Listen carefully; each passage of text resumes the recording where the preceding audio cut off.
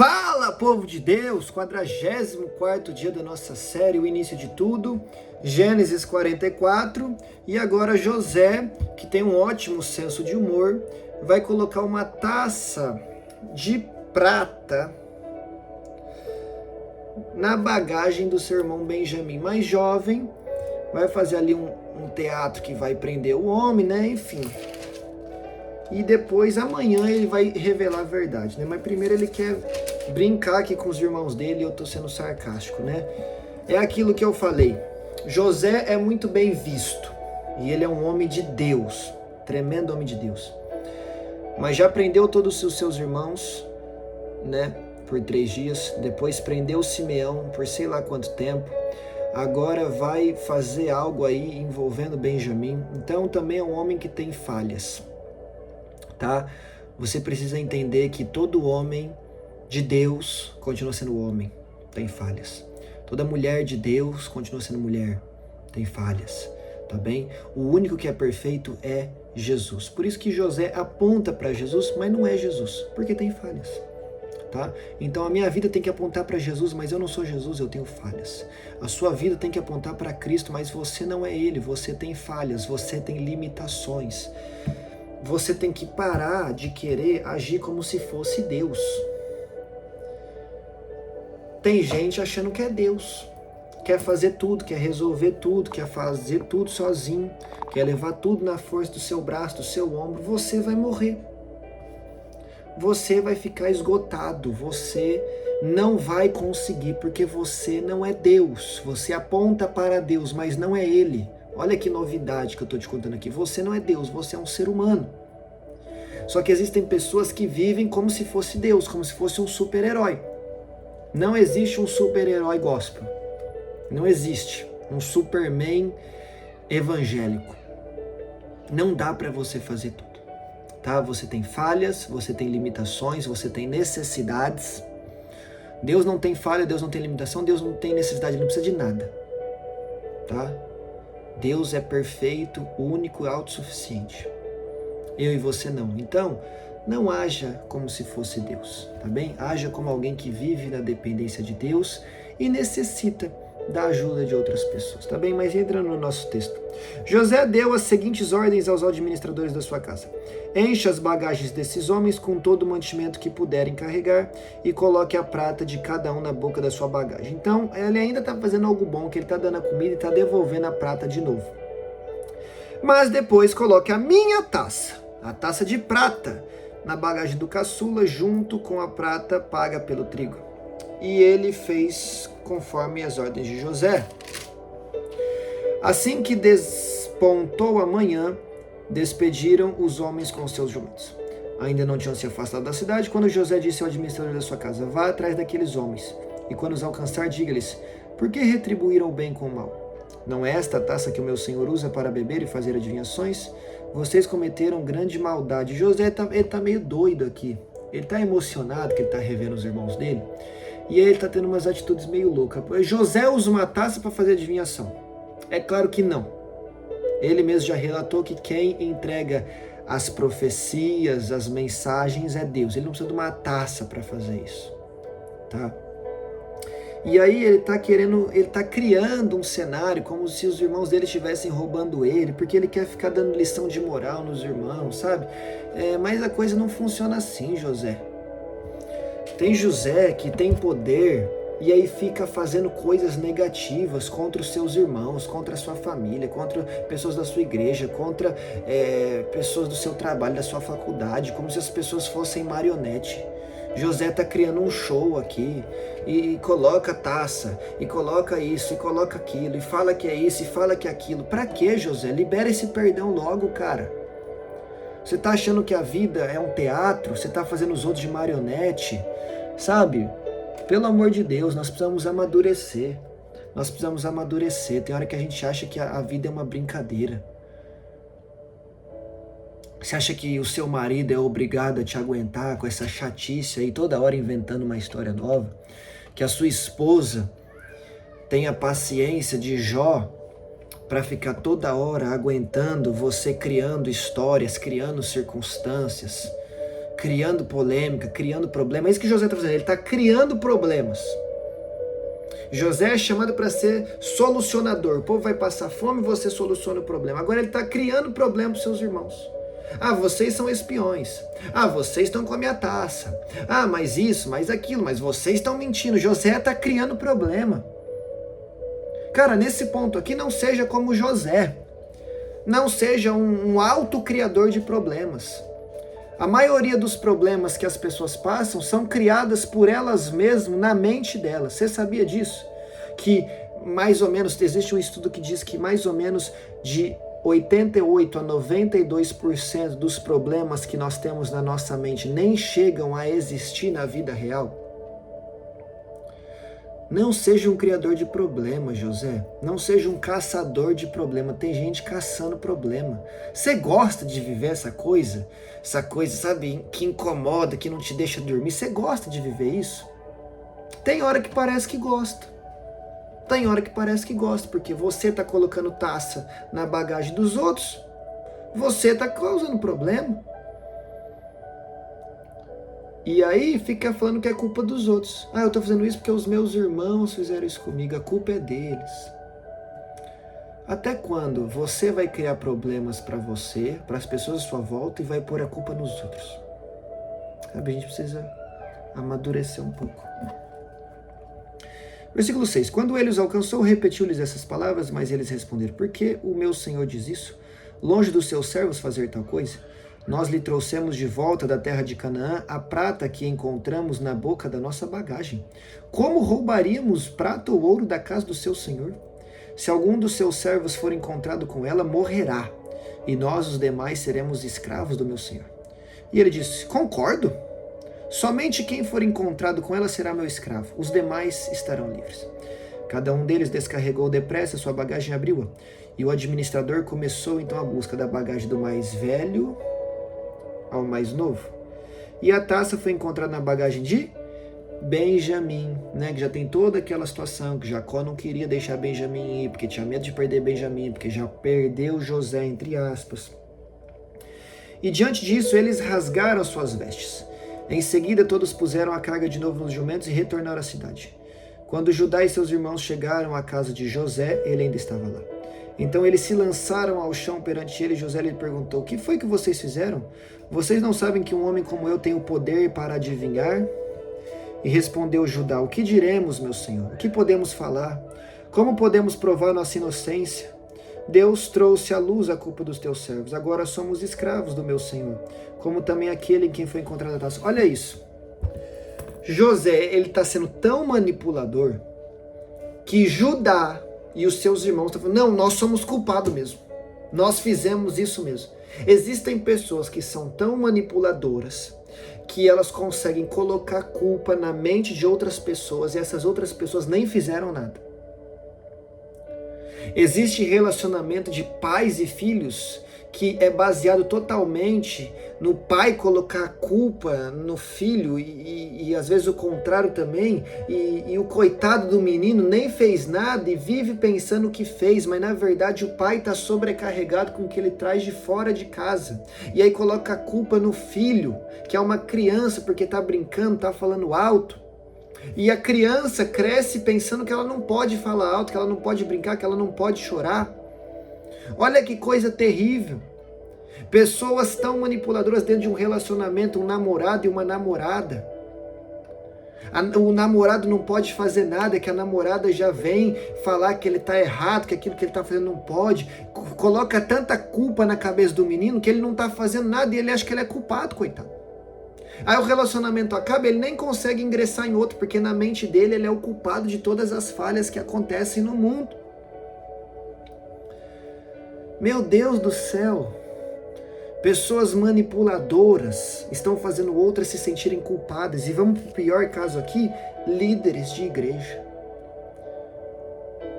Pessoas manipuladoras que fazem as suas ovelhas se sentirem as piores pessoas do mundo e tratá-los como deuses. Que ridículo. Repetindo a introdução desse vídeo: ninguém é Deus. e todos nós somos falhos. Romanos 3, 10, todos nós pecamos, carecemos da graça de Deus. Ah, Vitor, então quando alguém erra eu não posso falar?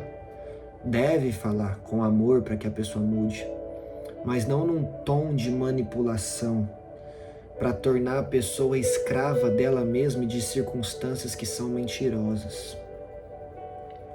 Ajudar alguém que está no erro é uma coisa, manipular uma circunstância e pessoas é outra coisa.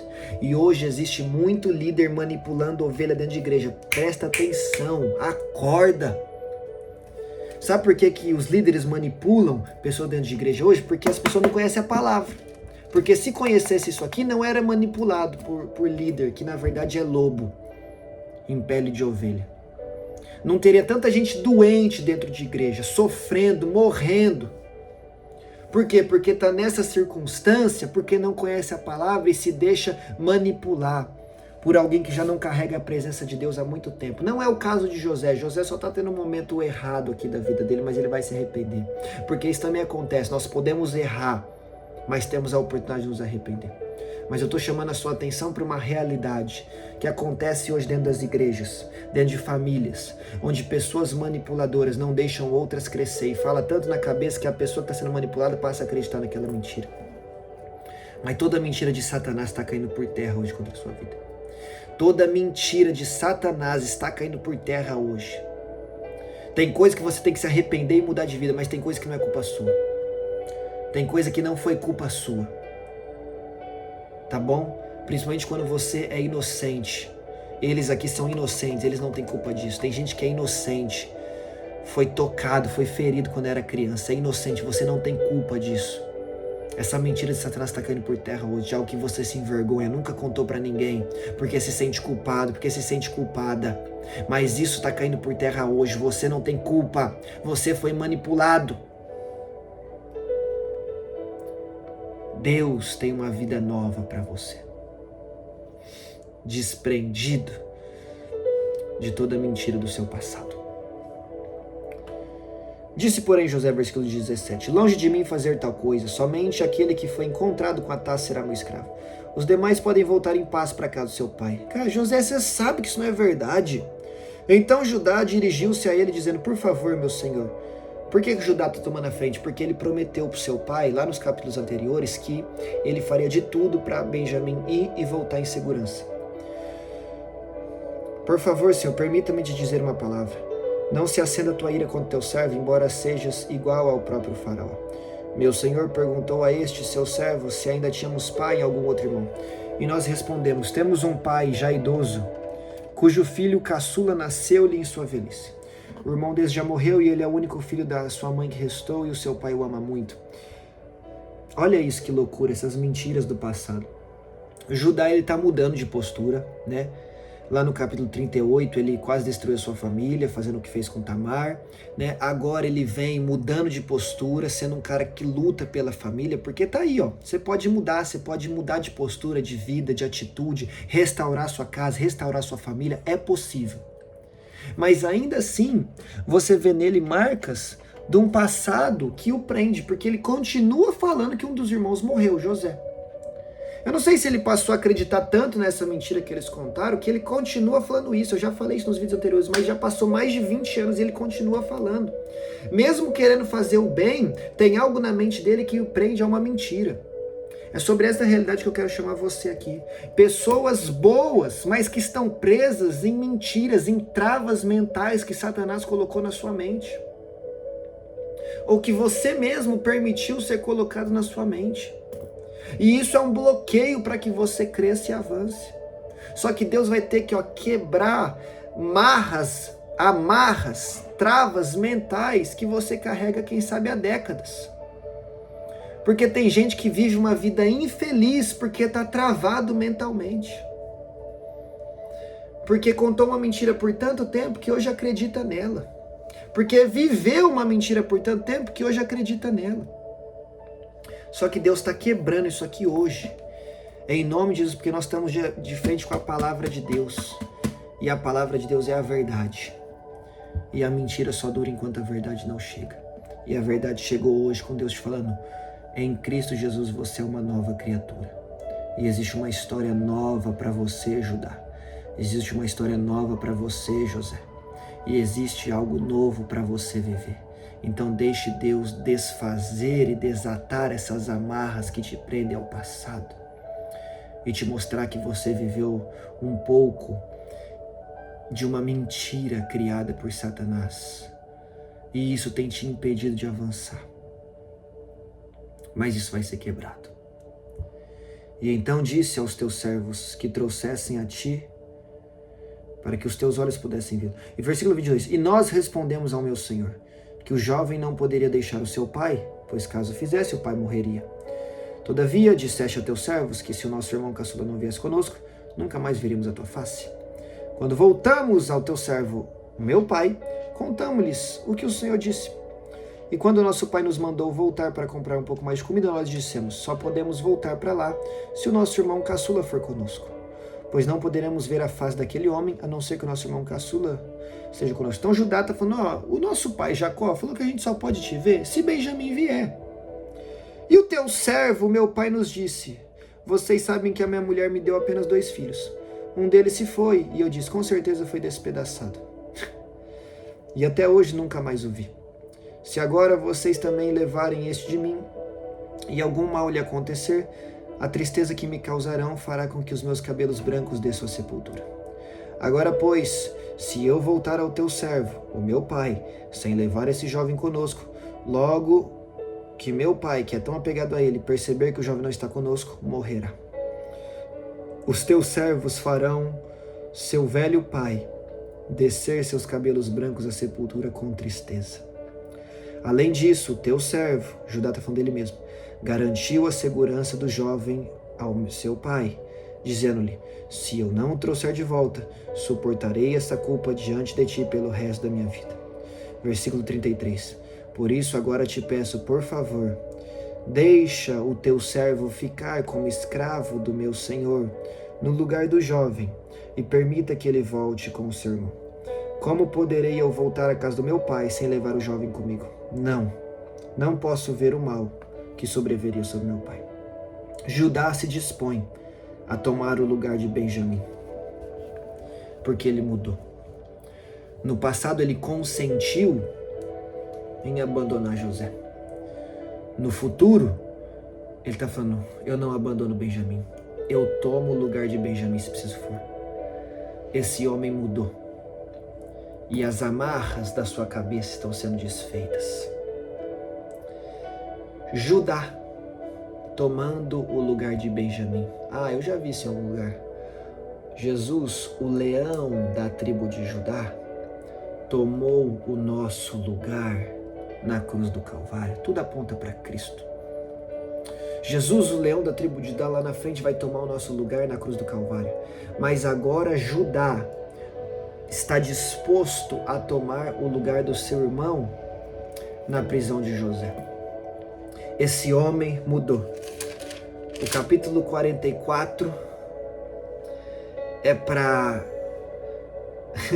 inverter um pouco a lógica do que está acontecendo aqui, mas fala, não seja como José, mas seja como Judá. Porque assim são os homens. Judá no passado nos ensinou o que não fazer. Judá no presente nos ensina ao que fazer. José no passado nos ensinou o que fazer. José no presente nos ensina o que não fazer. Assim são os homens. São como peixe. Tem carne e tem espinho. Ou seja, tem coisa que é bom para eu absorver, mas tem coisa que não é bom. Aprenda que homens não são deuses. Homens são falhos. A começar por mim, a começar por você, todos nós somos falhos. Então pare de endeusar pessoas, porque do maior líder ao menos relevante, todos têm algo bom para passar e todos têm algo ruim também para passar.